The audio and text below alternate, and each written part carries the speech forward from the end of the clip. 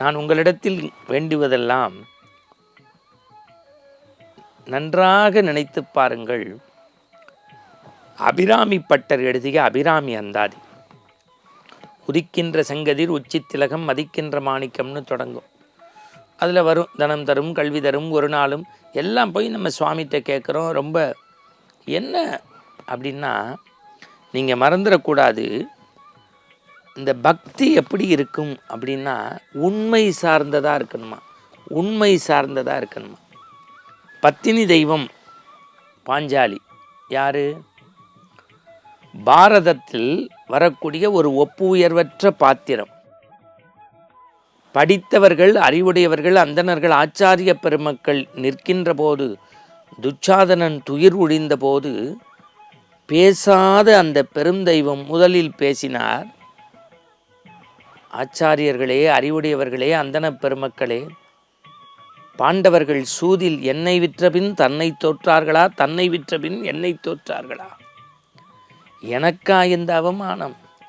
சிரசுக்கு மேலே கைகூப்பி கண்ணனை தொழுது வளர்ந்தன பொற்சேலைகள் என்று மானம் காத்த கண்ணனை வேண்டி சொன்னால், என்னை சாதாரண பெண் என்று நினைக்காதீர்கள், ஏதோ இந்த கூந்தலை அவித்து விட்டேன், உங்களை கொன்று வீழ்த்தி அந்த குருதியை என் சாந்தாக்கி நெற்றியில் பூசி கூந்தலை முடிப்பேன் என்று வீர சபதம் விட்டாலே அதற்கு காரணம் என்ன? அவளிடத்தில் இருந்த உண்மைத்தன்மை, நம்பிக்கை.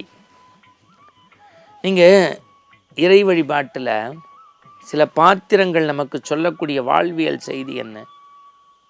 அயோத்தி மாநகரத்தில் பட்டு பீதாம்பரமும் தங்கத்தட்டும் வெள்ளி கரண்டியிலும் உணவு உண்டு பஞ்சுமெத்தையில் படுத்துறங்க வேண்டியவள் ஜனக மகாராஜாவினுடைய மகள் ராமச்சந்திரமூர்த்தியினுடைய மனைவி அசோகவனத்தில் சோகக்கடையோடு இருந்தபோது அண்டர்நாயகன் அருள்தூதன் நான்னு சொல்லி காரிய சக்தியாக இருக்கக்கூடிய அஞ்சனா மயந்தன் வாயுபுத்திரன் ஆஞ்சநேயன் அன்னையை தோள் மீது அமரக் கேட்டபோது, அள்ளல் மாக்கள் இலங்கையதாகுமோ எல்லை நீத்த உலகங்கள் யாவையும் என் சொல்லினால் சுடுவேன், அது தூயவன் வில்லினாற்றலுக்கு மாசென்று வீசினேன்.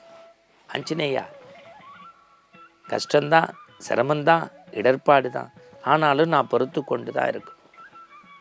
சாதாரண ராமனுக்கு பெருமை கிடையாது. அவன் கோதண்டத்தால் ராவணனை வதம் செய்து வீழ்த்தி அவன் கோதண்டத்துக்கு பெருமை பெற்று கோதண்ட ராமனாக நிற்க நான் என்னை பொறுத்து கொண்டு வாழ்கிறேன்.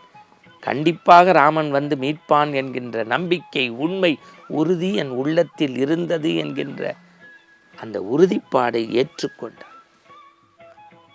நீங்கள் பெரிய புராணத்தில் இயற்பகையார் கதையை எத்தனை முறை நான் சொல்லியிருக்கேன். கடவுள் கேட்டதற்காக மனைவியை அனுப்புவதற்கு சம்மதித்தார். மனைவி ஒரு வார்த்தை கூட எதிர்த்து பேசாமல் கணவன் சொன்னதற்காக கடவுளோடு புறப்பட்டார்.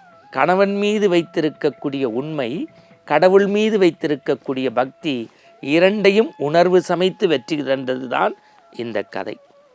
நீங்கள் நினைத்து பாருங்கள், இது மட்டும்தானா என்று கேட்டால் இல்லை. நான் நினைத்து நினைத்து பெருமைப்படக்கூடிய ஒரு விஷயம், பிரகதீஸ்வரர் ஆலயம் போகின்ற போதெல்லாம் ராஜராஜ சோழனும் அந்த பிரம்மாண்ட சிவபெருமானும் ஓங்கி உயர்ந்து நிற்கக்கூடிய நந்தியும் வாராகியும் கற்சிற்பங்களும் மட்டும் என் கண்ணுக்கு வருவதல்ல. தன் பிள்ளைக்கு வைத்திருந்த பாலை விற்று காசாக்கி நெய்யாக மாற்றி திருக்கோயிலின் உச்சியில் தீபம் ஏற்பதற்கு தன்னையே ஆனந்தத்தோடு வறுமையிலும் துன்பத்திலும் உருக்கி கொடுத்தாலே வரகுணாள், அவளை பார்க்கின்ற போதுதான் எனக்கு தெரிந்தது, இறை வழிபாட்டிற்கு உண்மையும் உறுதித்தன்மையும் வேண்டும். ஒரே ஒரு செய்தி தான். காஞ்சி மகாபெரிய சுவாமிகள் எழுதுகிறாரு, நவராத்திரிக்கு உங்கள் இல்லத்திற்கு வரக்கூடிய பெண்களுக்கு நீங்கள் குங்குமம், சட்டத்துணி எல்லாம் கொடுத்து கௌரவிக்கிறீங்க. 9 பேரில் 8 பேருக்கு ஆனர் பண்ணுறீங்க, ஒரு பேர் விதவை பெண்ணுன்னு பார்க்காம போகிறீங்க.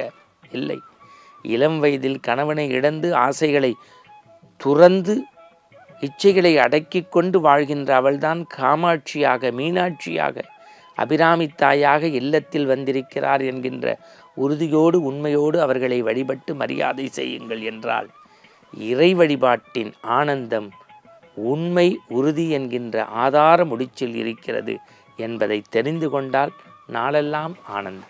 மீண்டும் நாளை சந்திப்போம். வணக்கம்.